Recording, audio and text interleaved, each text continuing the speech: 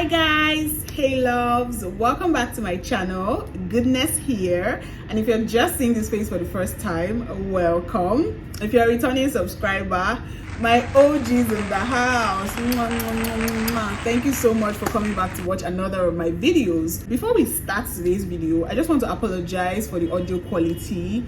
I left my mic.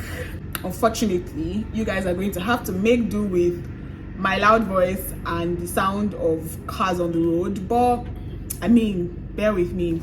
So as you can tell from the title, in today's video we'll be talking about the Netflix movie Blood Sisters. Hey you guys, if you are yet to see Blood Sisters, why go and watch it already. If you know you don't like spoilers, you might want to click off this video. So it's a Netflix Nollywood original movie, a 4-part limited series. When I first heard about this movie Blood Sisters, I thought it was going to be one of all these House of Plays remake of like the Chikere's Blood Sisters that was shot I think in the 80s or something, the one that was starring Genevieve and Omotola, right? So I thought it was going to be a remake. Okay, first of all, this was not a remake. But then I watched this movie and words fail me. I'm going to try as much as possible to be very quick with this video because I'm also filming with daylight and this is currently 4:40. But yeah, let's get right into this movie. So like I said, the movie comes in 4 parts. The part 1 is titled It's a Bloody Affair. The part 2, let me just put it like that, is titled Run Sister Run, and then the part 3 is titled The Hunt, and the part 4 is titled The Catch. So I'm going to be talking about the movie based on these parts. I'm not going to be reviewing it like based on costumes, blah blah blah, like I used to do. I mean, we will talk about those things, but I just want to streamline into talking about each part of this limited series. Okay, let's talk about the characters in this movie. So the main characters in this movie, Sarah and Keimi, were played by Nidima Okoje and Nancy Nsime, and then there are several other characters in the movie that I do not know their original names, so I'm just going to put them on the screen.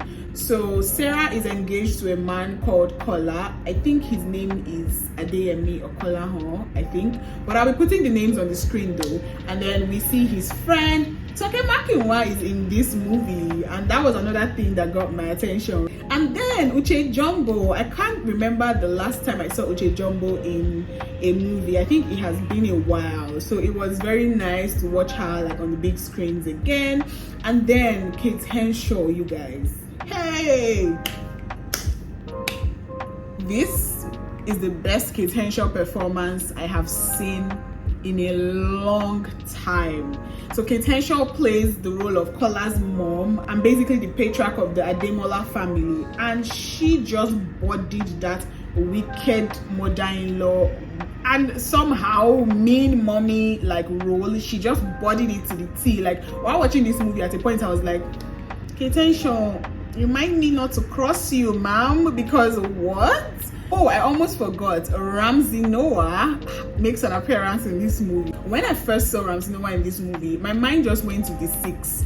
Like if you follow House of Plays, like movies, that's like Nneka, the Pretty Serpent, Living in Bondage, and the rest. We know that Ramsey Noah is this very mysterious guy that somehow just has superpowers and whatever. So when I saw him in this movie, I was thinking, they brought leader of the 6 inside Blood Sisters. What was happening here? But then it was a totally different thing. He was playing the role of right-hand man and bodyguard to Uduak, that's Kate Henshaw. He still kept that mysterious or mystery man flow going on, but then at the same time he was like a hitman too. So now I'm just going to highlight some of the things that stood out for me in the first part of this limited series. One of the things that stood out for me was the mother and son kiss that Kola and his mom shared. Like the first scene where I noticed that they actually kissed like on the lip, I was like, okay, I know she's his mom, but it's just like I don't know, you barely ever see this kind of thing, right? And a grown man and then doing this in public. So when I saw that, I was like, Nollywood has upped this thing. No, I mean, at least if you're giving us mama's boy, you're giving us mama's boy to the T. I like it. Like that element in the movie, it really caught my eye. I mean, it's always good to see something different in Nollywood movies, so yes, I liked that. Another thing was how well, I'm still going to keep talking about this thing, how well Kate Henshaw played the role of a mean ass woman.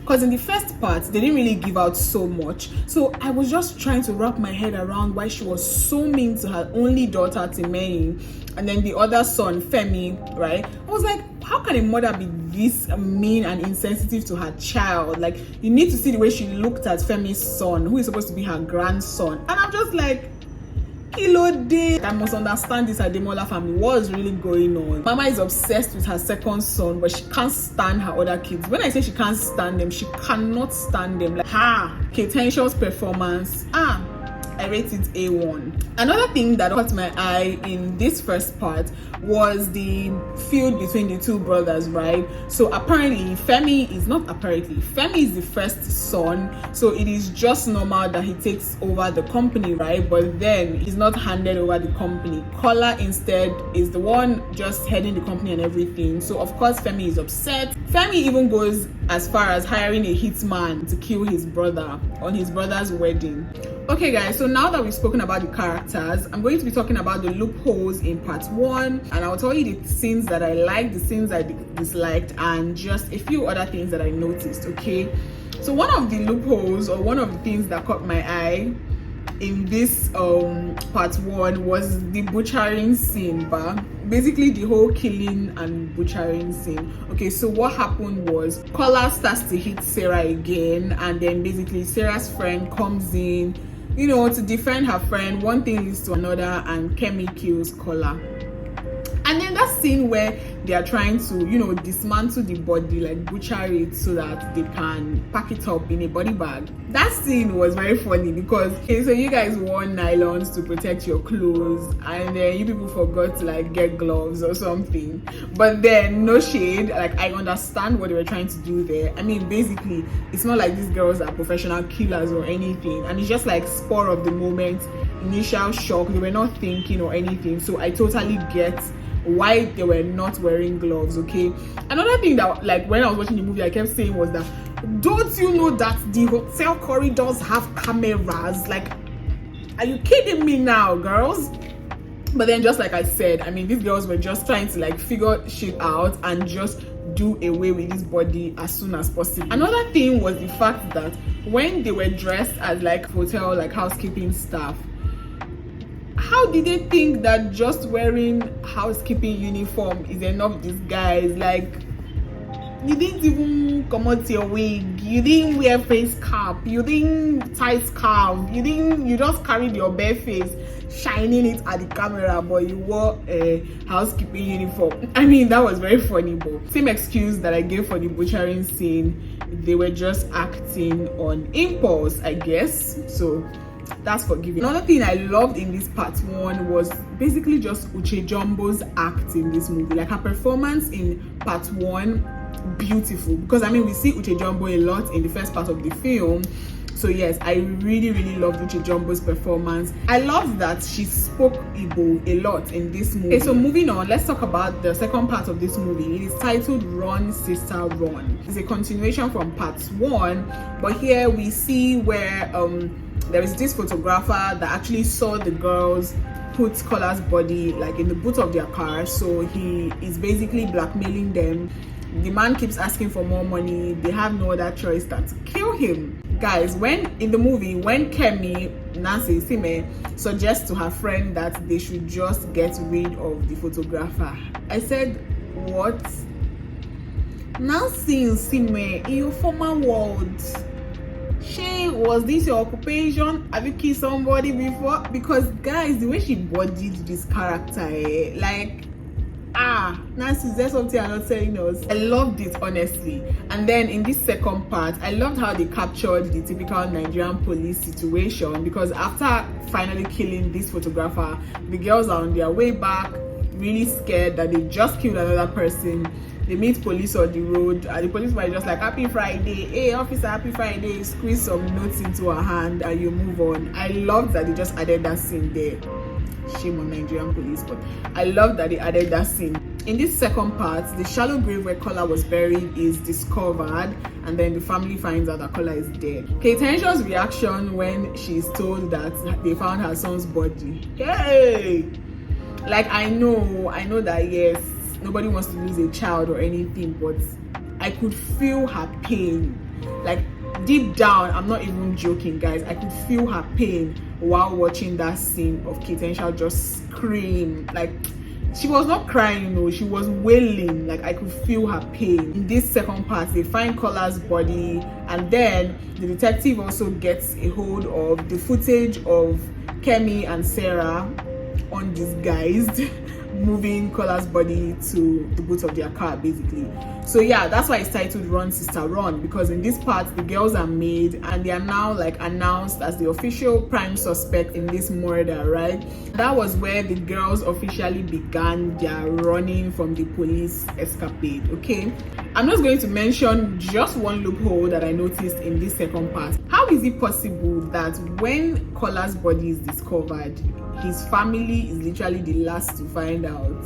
Like, I mean, it's not like it was only the policemen that were like at the scene of this whole drama bar, because we could see passers-by there, people were with their phones. I mean, social media, journalists were probably there too. So you mean detective came, saw body, like overseed them moving the body, then the family still didn't know, then he now drove all the way to their Demola house to now tell them that, hey, oh, we see your son is dead. And they did not like get any form of prior information, not even from social media, not from the news, nothing. It had to be that detective that would break the news to them. That was funny, but then, like I said, this movie can do no wrong in my eyes, so I'm not mad at it at all. Moving on to the third part. The third part of this series or movie is a limited series, but the third part is titled The Hunt. Now, it is in this third part that I officially doffed my cap and I said, Nancy Sime, take all my money, girl, because she bodied this whole thing. Like, this was when like the full-on Nancy Sime performance came to play.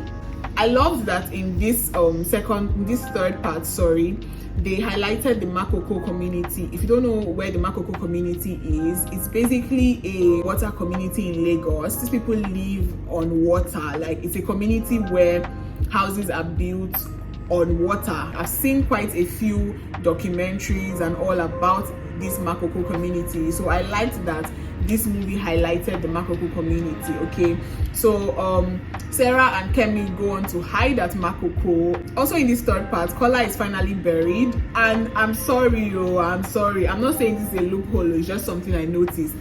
But I was like, why people doing lavish burial for somebody that they chopped off his head? Like, how are they going to put the body in the coffin? Would they like put the body, then they now say, hey, bring the head, to now chuck it in the front? Or did they like stitch the... Jesus Christ, why am I thinking of these gory things? But it was just very funny, because I was like, why are people doing this kind of lavish burial for this person?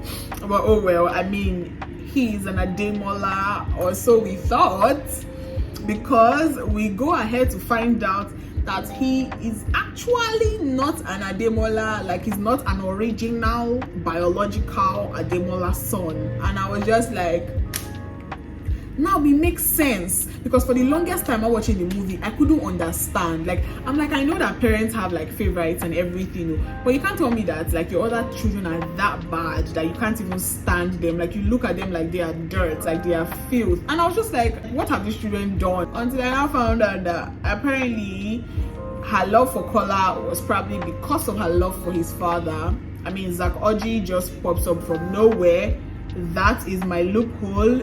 My first loophole in part 3, Zach Oji just pops up from nowhere, and it turns out that he's Kola's dad, and he came to pay his respects. And I was just like, from where to where, as how? Like, where are you coming from? And then they did not even bother to just develop Zach Oji's character at all. Like, they just came and just sprinkled Zach Oji for us to just explain that, okay, Keimi probably had like an extramarital affair, and then Kola is the love child of that extramarital affair, and that's why she loves him more than her other kids, but it still doesn't explain why she treats her other kids the way she treated them, because they did not really tell us if her first husband was mean to her, if he was beating her, if they had a messed up marriage. They did not really say, because the only thing at some points that we later got to hear was that Keimi, who is our only daughter, had a very good relationship with her dad. And then basically we also found out that Kate Henshaw Udwak killed her husband. Those are some of the loopholes I noticed. Okay, well, some other things I want to highlight about this third part of the movie is the fire scene. So there is this scene where Ramsey Noah finally finds out the hideout where the girls have been, and then he comes to basically attack them and whatnot. And Nancy Sime sets fire to like the hot, I don't know what to call it, but basically she sets fire to the place, like their hideout spot, while Ramsey Noah is there. And I was just like, that scene was as real as it comes.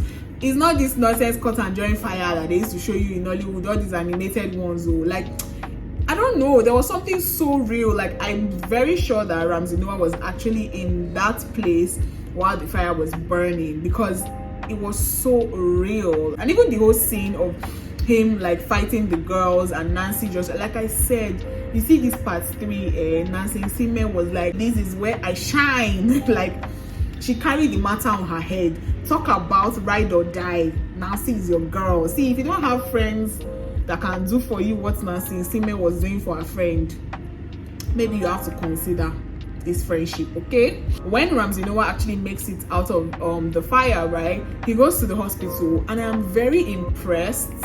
I'm very, very impressed with the makeup that was done, like to basically give an illusion of Ramsey Noah's wounds, right, like burn wounds. Okay, I was so impressed with the makeup. I said, Hollywood is not joking, no. Like, seeing Hollywood embracing FX makeup, like, are you kidding me? Like, the wounds looked real. I love the fact that they actually invested in a makeup artist that could do proper FX makeup. I'm sure it was one of the things that people would just see in passing, but then it stood out for me, because if you have been seeing Hollywood movies in the past and you see their wound scenes, accident scenes, fire scenes, you're gonna be very much disappointed. Another highlight was Keimi contacting Kola's friend. Why did she contact him? Like, I couldn't understand, because it's not like they gave us a little snippet of like maybe a form of crush or liking situation between Keimi and Kola's friend. I mean, for the most part, they were just chief bridesmaid and best man. So I didn't understand why Keimi saw the need to contact him to tell him the whole truth. I could understand Kenny and Sarah, right? I mean, that was her ex, still the love of her life. But then Keimi, maybe she just needed someone to talk to, because after she called him, she goes, I know you're a good man, you deserve to know the truth. I'm like, he deserves to know the truth, but auntie, at this point, your life is very much at stake. Should you really be contacting man? I mean, unless it is a man that you love, but well, there was no explanation to that. So yeah. Another highlight was seeing Derele. Oh my god, like, it's been a while though. Like, does Derele actually act? But then he was in this movie, and his very short scene was very hilarious, very, very hilarious. And then part 3 is basically just a cycle of these girls running from one trouble to another, from one hideout to another. Because after they leave Makoko, they try to get to the border, because Kenny kind of made reservations for them to leave the country through like backyard means and stuff. But then they get to the border, they don't have their passports, so that does not work out for them. And then they're like, okay, let's go to my grandma's, that's Kemi's grandma's place, right? So basically they're just jumping from one trouble to the other, trying to boycott the police. Is it boycott? Trying to avoid the police, sha. And then they now meet this doctor, good doctor in quotes. And I could not understand why they were so comfortable around this doctor. Like, when they were just getting into the doctor's car, the doctor was like, we'll stop over at my house. Even Nancy, that was like the eagle eye, the person watching over everything, she was so relaxed around them. I kept wondering, like, I don't understand, why are people letting your guard down so easily? But then at some point I just felt like, guy, like, these girls must have just been really, really tired and just over it. Like, at that point, I mean, they probably knew that nobody can be trusted, but at that point it was just like, let's just, you know, let's just try our luck, you know, that kind of thing. And basically it didn't go well. It turns out that this doctor is actually a human organ harvester, so he tries to like harvest Sarah's organs, but then Keimi again saves the day, even though she received some slashes of blade on her skin. Jesus, did you see that scene? I was like, did he really cut her? Like, but then obviously not. But then again, like I said, the wound, the makeup, like Nancy Isime's, like the whole makeup for her wound, hey, the blood was like, it was real. Not that thing they'll come and mix Zobo and pour on their body. This blood was real. I was looking at it, I said Nancy Isime is bleeding, but I said she cannot be bleeding on top of him. But it was so real. Kudos to them, like kudos to them. Another round of applause for this one, honestly. And just like I said, part 3 was just all about Nancy Isime. Like, she just killed it. Like, if you're watching this movie, or if you're going to watch it after watching this video, when you are watching The Hunt, you better sit your buttocks down. Don't turn your neck. This is not the kind of movie you watch when you're eating. Don't do that. Pay close rapt attention to that particular part, like part 3, because if you snooze, you lose. Okay, so now moving on to the last part, the catch. So in the catch, we now get to see a lot of Femi and his wife's performance, basically. So Femi, like I said, Kola's elder brother, who goes on to take over the company now that Kola is dead.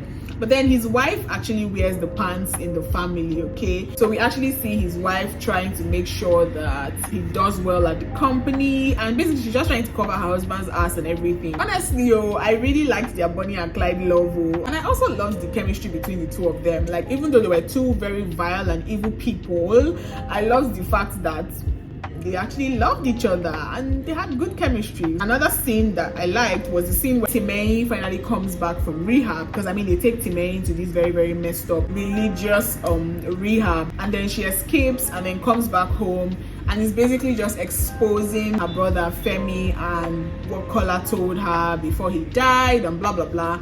And then the way Ketenshaw was throwing those plates, I say, Jehovah, like, this woman is, I sure this is not your real character. Like, when she was throwing those plates and how mean she was to Timei, God, like the way she just switched up, like when she was crying and then Timei was like consoling her, and next thing she just goes, but this is not going to change anything. This is not going to make me name you the head of it. I'm like, madam, just grieve your son in peace. Like, kilo shele. Every opportunity to just make the man feel like shit and garbage, her mother grabbed it in this movie. Like, at every point in time, Ketenshaw was just saying to me, you are rubbish. You are a useless child. I say, God, what has this girl done that this woman hates her this much? I know she's a drug addict and whatnot, but kilo day, like, what really happened? And then finally in part 4, I loved the warehouse scene. That was basically where the movie ended, right? But you see that scene at the warehouse, A1 performance from everybody. I loved that in the end, Timei was the one that got to kill Ramsey Noah. Uncle B is supposed to be the person looking out for Timei, right? But then Timei ends up killing him. And the way Timei just stepped up, I loved it. Like, yes, girl, can't be letting these people put you down for this long. That scene was absolutely amazing. The way she just switched up on her mom, switched up on her family. She let Sarah and Keimi go. And then, how can I forget, guys, the scene where Kola's friend goes to Kola's house and finally discovers all the very, very weird drawings that Kola has of women, like his ex-girlfriends and even Sarah. Basically drawings of them after he has like beaten them up and everything. He has inflicted pain, inflicted injuries. I was just like, who thought about this? Like, who thought about this? Because I mean, those pictures were so real. Like, I saw it and I was like, kudos, give these people their accolades. Like, anybody that comes to talk bad about this movie, something must be wrong with you. Something must be wrong with you, because for Nollywood standard, these people have given a very good performance. Like, did you see those drawings? It was just a breath of fresh air that the movie was not predictable. Like, the fact that they just brought in that element, they did not just leave it at, oh, he was a violent person, blah blah blah, he was a violent man. They actually showed us that he was violent, sick in the head, had like crazy fetishes, and he would draw women while they're in pain. I was just like, who wrote this film, man? Who wrote this film? Thumbs up, okay? Thumbs up. That being said, I'm just going to talk about a few more things and then we'll round up this video. Costume wise, anyway, Nollywood movies, when it comes to costume, I think they have properly like hacked that one. Like, that one is not a problem for them. They have hacked it, okay? They now know how to properly dress their actors for whatever role it is that they are supposed to play, right? So of course this movie did not miss. Costume was on point. Makeup, like I said, I say when I think of this makeup, I'm shooked. Like, I loved that even while these girls were on the run, when they were inside bush, when they were going to Oregon and whatever, they did not have brows drawn or eyeshadow hanging somewhere or lashes, because if it was normal Nollywood, they will be running from Makoko to Border to Oregon to Doctor's Place with lashes, full face beats, if it was normal Nollywood standard. But we thank the Lord for the deliverance upon Nollywood, okay? The performance of the actors, totally beautiful. Like, they totally casted the right actors for each role. But then I'm going to give honorary performance award to none other than Nancy Isime. Woo! She did so well. So honestly, overall, I mean, the plot of the movie, the storyline was very good, but somehow I felt like it was a little bit rushed towards the end. But it still does not take anything away from this movie. It was still a very awesome movie, okay? It was such a breath of fresh air. Like, Nollywood actually played a proper murderer on the run, and they played it well. In my own opinion, if they had made this movie into a 7-part series like how King of Boys 2 was, it would have still banged, and I would have sat down to watch the whole 7 parts, because I feel like if the movie was a bit longer, it would have been very, very good. And then another thing I noticed was that even though Keimi let the girls go, like, how are they going to deal with the law, basically? Is the police just going to let them go scot-free? Is nobody going to talk about the photographer? But I just felt like, it would have been nice if we just maybe got to know that they finally left the country or something. So as is my normal fashion, I would have told you guys my favorite scene in this movie, but I don't have a favorite scene, you people. Maybe I'll tell you guys my favorite scene from like each part of the movie. So my favorite scene from the part 1 was this scene where they were actually trying to butcher Kola, and then Sarah goes, if you can't decide, and then Keimi is like, why? So and I said, from this angle, be like, say they look me, and then Keimi is like, so you want me they look me? It was so funny. I was like, what's wrong with these girls? They say, whole dead body lying down here. I ain't bothered about whether or not he's looking at you. Come on, will you focus? Then in the second part, I really loved the scene where the detective came to tell the family that Kola had died. Like, Keitensha's reaction to that news, that woman was wailing. Like, I could literally feel all the emotions in that particular scene. In the third part, my favorite scene has to be any scene that Nancy Isime was in, because part 3 was just Nancy Isime's thing, okay? I really love the scene where she ended up killing the doctor, and then she had to carry her friend to the car, drive off to a safe spot while bleeding, losing blood and everything, drive off to a safe spot, and then slept off. Basically, her friend woke up, and then he had to continue the rest of their journey. That scene was just like, hey, like Nancy literally carried Inidima Okoje, like real life. Oh, wow, all these are workouts on social media. It's not a joke. Nancy is really fit. Then for the part 4, one of the scenes I liked was actually the scene where Keimi finally escaped from that hellhole that they call a rehabilitation center, and then the scene where Keitenshaw is throwing plates at Femi and his wife and everything. Like, that whole dinner scene, that scene was very intense. You see, you guys, I can go on and on telling you all the things I love about this movie, but then overall, is this a good watch? 100%. Could it have been better? Of course, there's always room for improvement, okay? Some things could have definitely been done better, but even though we got it upon still, Blood Sisters is a very good movie. In fact, I would say it's one of like the highlights of Nollywood movies this year. Kudos to the director of this movie. Kudos to all the cast and crew of Blood Sisters. It was a very, very beautiful film. Have you seen Blood Sisters? If you haven't, why haven't you? And if you have, what do you think about the film? Was it worth the watch? Did you enjoy the film? Who was your favorite character in this movie? What was your favorite scene? Were there any loopholes that you noticed? Is there anything you think they could have improved on in the movie? Please leave a comment in the comment section down below. I would love to read your opinions, okay? And don't forget to give this video a big fat thumbs up, and of course share this video. Subscribe if you're yet to subscribe, and I'll see you guys in my next one. Bye guys.